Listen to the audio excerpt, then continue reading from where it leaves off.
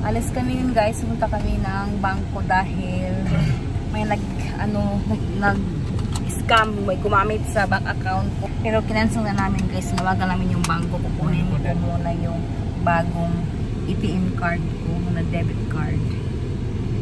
So, andito na guys yung aking card. Yeah, debit card. Nakuha ko na. Bilis lang pala guys. I-change siya. Dito kami sa Bank of America. Ang dami na pala yung mga fraud guys sa debit card. First time ko na experience guys na ginamit yung debit card ko sa TikTok. Pero ang nakalagay gasoline stations. My husband is hungry.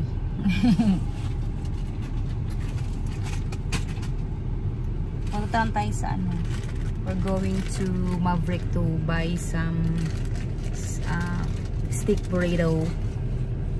Dahil wala kaming breakfast guys. Late na kami na gising. Dahil nagising kami ng maaga. Nagising ako ng 6 mag quarter to 7. Quarter to 7 ako nagising. Siya 6 o'clock kasi nagluto siya ng breakfast para kay Samantha. Hindi niya kasi ako ginising guys. So siya nagluto ng breakfast.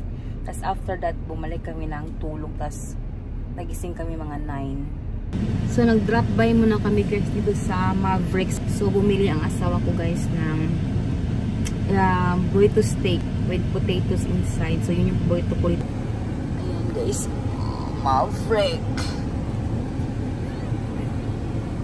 Hindi ko talaga in-expect guys na ma-hack yung debit card ko.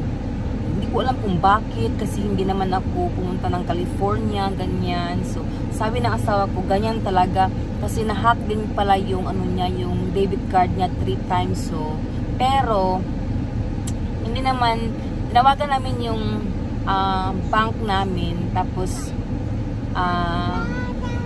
binigay sa amin yung nakuha na pera. First time ko lang guys na experience na may gumamit ng debit card ko na ibang tao na hindi, wala naman sa kanila yung card pero ginamit talaga nila guys through gasoline station. Hindi ko alam kung bakit. So andito na yung asawa ko guys. They have it? Yes, they had one. So this one's potato? one without the beans. That's it. Oh yeah, it's steak, eggs, potato, sauce, and cheese. Ito yung order ko guys. Yeah.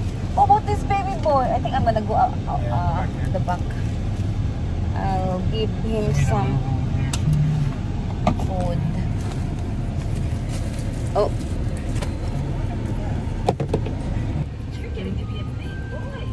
Sarap siya guys. I know just what we need. Oh, right. Surprise, Caillou! Ta-da! So many things.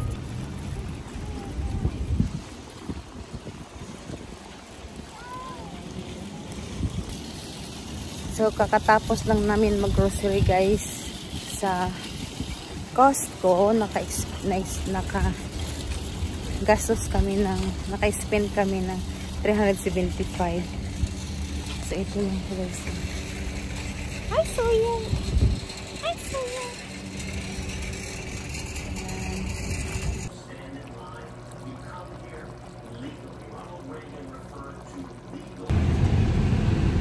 Andito kami ngayon guys sa eye care dahil dumating na ang aming eyeglasses.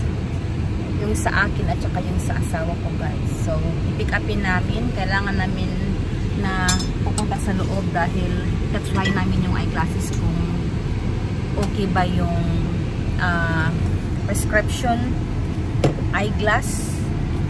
So, papasok na muna kami guys. Ito na guys ang aking new eyeglasses. Brown yung pinili ko dahil sabi ng asawa ko bagay daw sa akin yung kulay brown. So, marami kasi pagpipilian ito guys. So, pero ito yung nagustuhan ko at ng asawa ko guys. So, bagay daw sa akin. So, hindi ko alam kung ano yung eye prescription number ko sa mata ko. Hindi ko kasi naitanong guys. So, like ko siya guys. Bagay ba sa akin guys? Ayun. Hinahintay pa siya kasi nga hindi magkasya sa kanya yung yung eyeglasses na bago. Masikip daw sa kanya, so na-adjust muna nila. So binigyan pala nila ako guys ng lens cleaner at saka yung case ko. So mas nagustuhan ko yung case guys kasi very light lang siya. Hindi siya heavy. So yeah, dito na yung new eyeglasses ko. Ang ganda guys. Pero sabi pag first time mo sinuot ang bagong eyeglasses mo ay nahihilo ko raw. Tama talaga guys. Medyo sumakit yung ulo ko kasi bago lang. I'm not used to it pa. So yan guys. Oh yeah, that's good. That's better? Yeah. Yeah, so just push it down on your ear. Hopefully that's comfortable, and then you should feel some relief. So andito na kami sa car guys. Looking on TV. Huh? Oh, the car's not started. It's not started yet. So, gusto niya yung TV. Better get the TV. Hold on. You want your milk? I think. Yeah. So yan guys, tapos na kami sa eye care. Or we're going next. Yes, sure. I need to find Sherwin. Okay, Sherwin Williams kasi kukuha kami ng paint para sa bahay. So yun guys, andun ang asawa ko kumuha ng paint. Dito lang kami ni Sawyer sa sakyan kasi paint lang naman yung kuhanin niya guys. Oh my gosh, ang tagal ng asawa ko guys. Buti na lang andito na. Oh, antok ako guys. Maya kuhanin namin si Sam. Sunduin namin. Nalauna na guys ng hapon.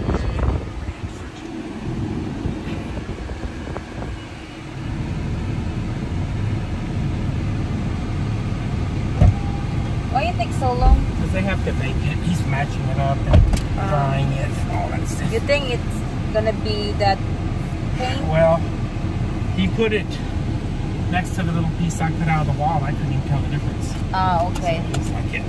I'll test it That's on Shelton's wall, and then let's see. Let's see if the same paint. Yeah. Okay. After namin bumili ng paint guys, andito kami sa Chevron kasi bumili kami ng gas para dito sa sasakyan. Nagpagas kami guys pa. Tapos after nito ay pupunta kami sa car wash. Kasi lilinisan namin itong sasakyan dahil wala nang ligo guys. Tapos after nito ay pupunta na kami sa school ni Sam para sunduin siya.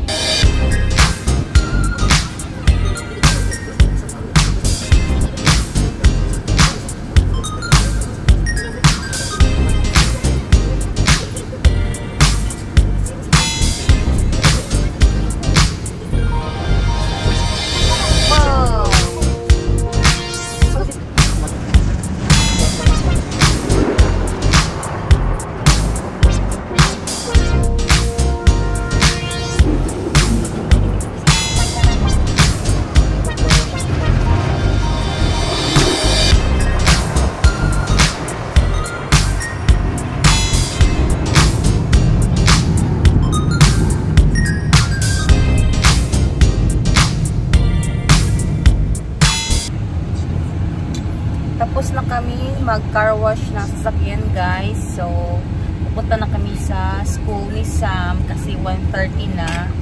Timing talaga na. Natapos kami ng 1:30. She is here! So excited! Sisi is here! Hi Sisi! Thank you. Fireflies. Nice. Okay, but in my homeroom class, people are so. Dito kami guys sa Red Cliffs Mall kasi bibili kami ng damit sa H&M. 4 o'clock na guys, 4:20. Hinintay pa kasi namin si Shelton na mag out sa school para lahat kami ay pupunta dito sa mall. H&M. Pasok kami sa H&M guys. I know. Oh yeah. See, look, there's Hello Kitty things in there first.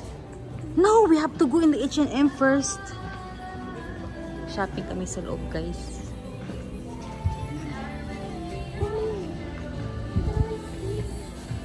So, andito na kami sa bahay guys. Ito pala yung nabili namin sa H&M. Ito yung pants ni Samantha guys. Ayan, dumaan pa si Bossing. Ayan. So, nagkakahalaga ito guys ng $24? $24 pala to siya. OMG. Ang mahal. Kala ko $19 lang. Tapos ito yung itim. Same lang sila guys, pero mas mahal yung green. O, diba? Ang ganda. Tapos ito, gusto din niya to. Ito, t-shirt. Ito ay $9.99. Tapos yung akin naman, ayan, large, extra large ang binili ko guys. Na t-shirt. $9.99 din siya guys. At may binili akong jeans, ayan. Yung jeans nila guys is $29.99. So ito pa.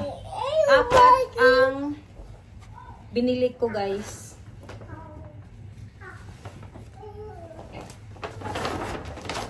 Ito.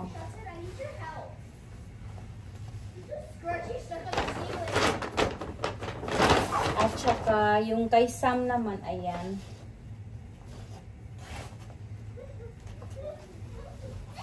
Wide leg jeans. Grabe guys, kahit jeans ng girls, $30, $29.99 guys yung kanilang jeans para pang babae. Ang bata ba? Big kids girls. Tas ito. Yan.